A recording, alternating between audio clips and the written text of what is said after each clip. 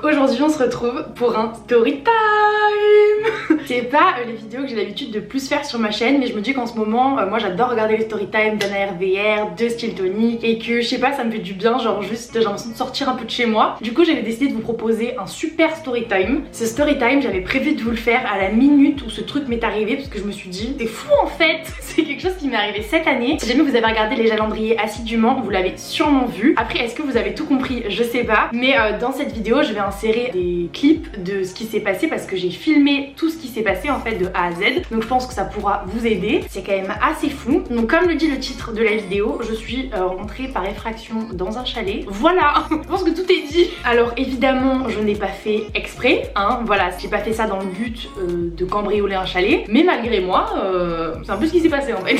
Donc je vous remets dans le contexte. On est en janvier avec des potes et on se dit qu'on aimerait trop faire un chalet tous ensemble, que trop cool, genre vous partez avec vos potes et tout. En plus ici il y avait de la neige de partout et on s'est dit ça nous changera un peu. On voulait partir pas trop loin de chez nous et dans ce chalet juste chiller, après peut-être aller faire des petites randos et tout, mais l'objectif c'était surtout voilà de réunir plein de nos potes et de partir dans un grand chalet. Donc avec mes potes on se met à chercher des chalets et tout, et puis je fais une petite sélection sur Airbnb parce que j'adore chercher, et donc je fais un petit dossier et faut savoir qu'on était 10 donc à partir dans ce chalet, donc il fallait un gros chalet quand même parce qu'on est 10 personnes. Donc moi je cherche et tout, je cherche, et on avait quand même pas un budget non plus extensible, on voulait pas non plus mettre 1000 balles chacun, on s'était dit qu'un peu moins de 100 € pour 2 nuits par personne ça nous irait. Donc moi je cherche des chalets et tout, et je finis par en trouver un à 1h30 de chez nous, même pas, genre qui avait l'air hyper joli, il y avait plusieurs chambres, donc je m'étais dit c'est bon parce qu'on est quand même 10 donc il faut qu'on dorme quoi, qu'on se loge, parce que surtout qu'on va pas payer 90 balles chacun pour dormir au sol. Donc je trouve un petit chalet très mignon avec un jacuzzi. Finalement ce qui se passe c'est qu'on part avec 2 voitures différentes pour aller au chalet le week-end. J'échange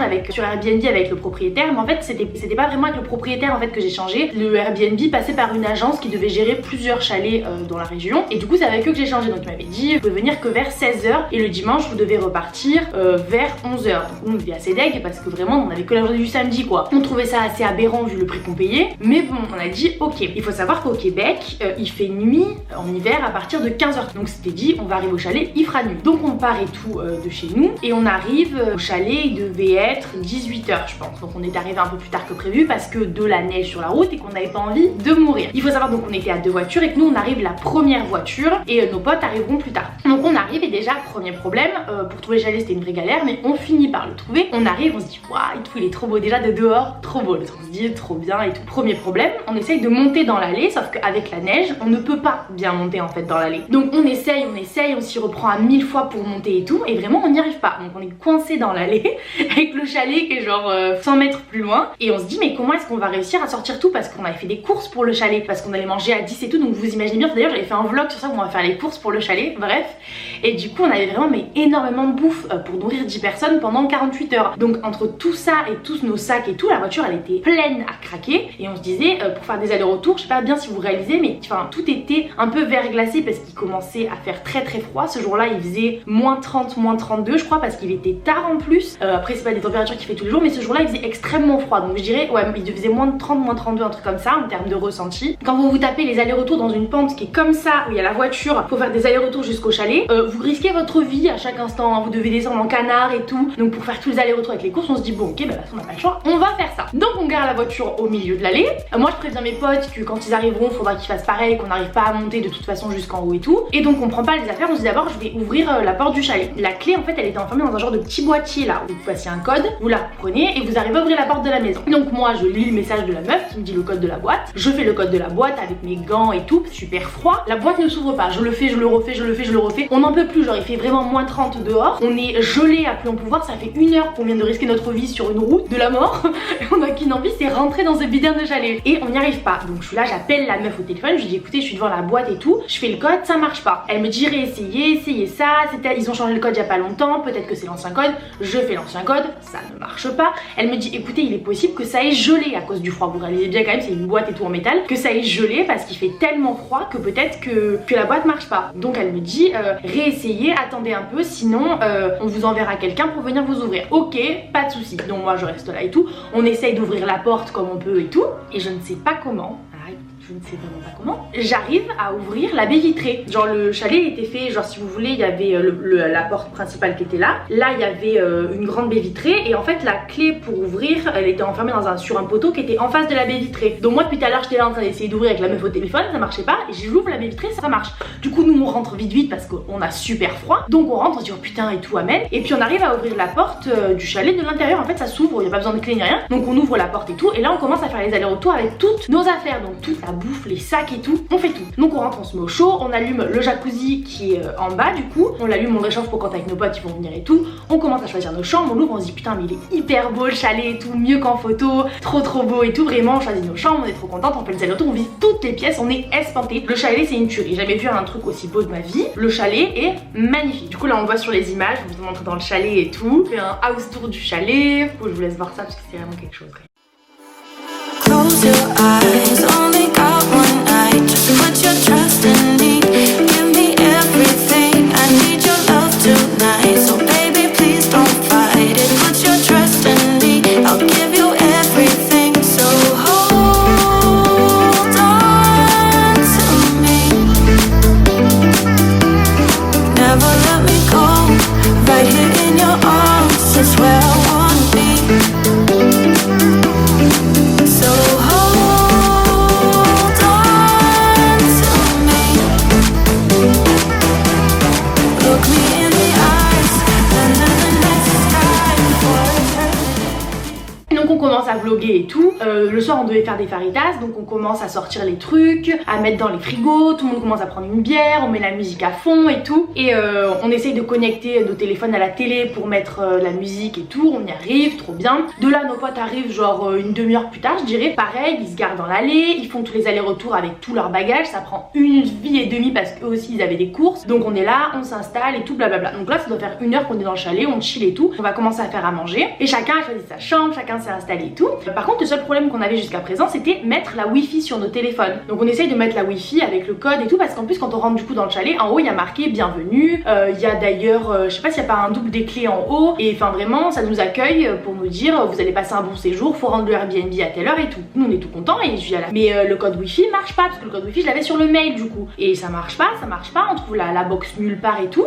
Du coup je me dis ben on va pas passer quand même le week-end sans wifi, enfin vu au prix auquel on paye le Airbnb c'est mort en fait. Du coup il y a tous mes potes qui sont partout dans la maison et je dis bah je vais régler ça. Du coup ils sont partout, il y en avait qui étaient en bas parce qu'il y avait une genre de grande cuisine en bas, il y en avait qui étaient dans la cuisine en haut, chacun chill et tout et hyper détente. Et petit à petit ils se rejoignent tous en haut pour faire les faritas. Et donc moi j'appelle le proprio en bas avec un pote à moi, je dis allô et tout, et voilà on a un problème, est-ce que vous pouvez me dire où est la box parce que j'arrive vraiment pas à m'en rapprocher ni à réussir à mettre le mot de passe en fait sur la wifi. Et il me dit bah vous êtes où et tout, je dis bah je suis dans le salon et je le capte pas, il me dit bah écoutez il est près de la télé. Je dis ok mais quelle télé, parce qu'il faut savoir que du coup il y avait deux salons, un en haut en bas, il y avait deux télés. Il me dit bah il y a qu'une télé donc la télé quoi. Ben non, il y a deux télés dans la maison. Il me dit bah non, il y a qu'une télé, c'est mon chalet, je sais il y a qu'une télé quoi. Je dis bah non, écoutez, moi je suis dans votre chalet, il y a deux télés, j'en vois une devant moi, il y en a une en haut. Et il me dit mais vous avez vu le tableau avec Leonardo DiCaprio dessus dans l'entrée?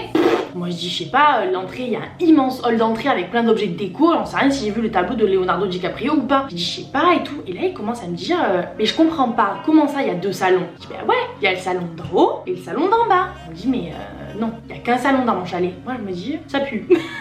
Honnêtement ça pue là, il y a un truc qui colle pas, c'est bizarre. Du coup je suis au téléphone avec le mec et tout. Je dis mais je comprends pas mais je suis où moi alors?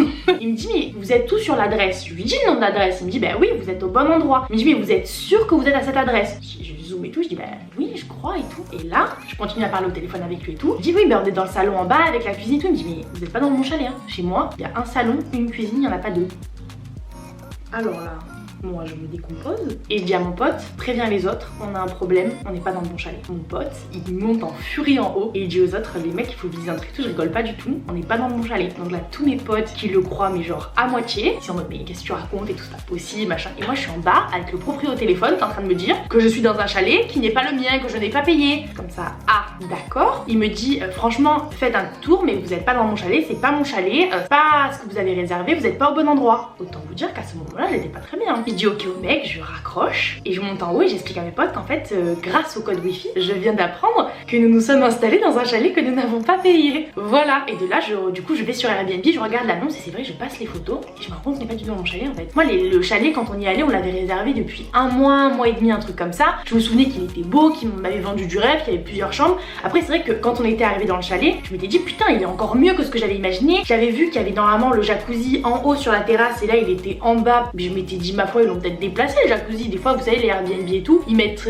des annonces mais les photos ils les changent pas pendant 2-3 ans. Ils peuvent totalement un peu changer la déco, la configuration. Après c'est sûr qu'en général il n'y a pas des chambres qui apparaissent ou des cuisines. Mais j'avais pas trop réfléchi. On a tous regardé les photos et tout, on s'est dit mais en fait c'est pas le... Non, pas le bon chalet.